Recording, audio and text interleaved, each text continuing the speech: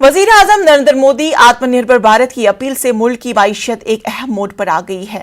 Network 18 की पहल और आईटीसी के जरिए इस खास पेशकश स्वाभिमान भारत में हम आपको लिए मुल्क भर से ऐसी ही कहानियां लाते हैं जो आत्मनिर्भर भारत की बेहतरीन मिसाल है। ये उन लोगों की कहानियां हैं जो हिंदुस्तान की कदीम रिवायात को जिंदा रखे हुए हैं और दुनिया भर से शहरियत भी दिला रहे हैं। उनमें से एक कहानी है हिंदुस्तान आयुर्वेदा की।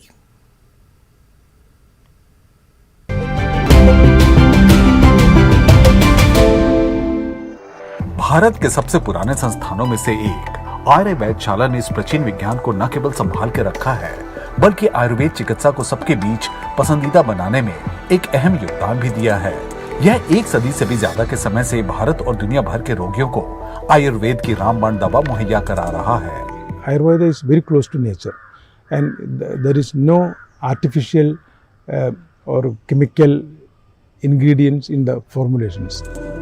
दूसरी तरफ भारतीय चिकित्सा प्रथाओं को दुनिया भर में ले जाने वाले संस्थाओं में से एक है आनंदा इन द हिमालयाज, एक अवार्ड जीतने वाला लग्जरी स्पा जो अपने मेहमानों के लिए पूरी रिसर्च करने के बाद ही प्लान तैयार करता है, जिनकी जड़ें योग और आयुर्वेद से जुड़ी होती हैं।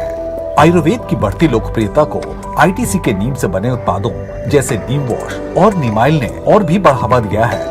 In ITC, we have invested ahead of time in building our capabilities on neem. We have some experts who have spent their lives studying the neem plant. दुनिया भर को भारत का सबसे बड़ा उपहार है आयुर्वेद और ये हमारे स्वाभिमान भारत का एक प्रतीक बन गया है।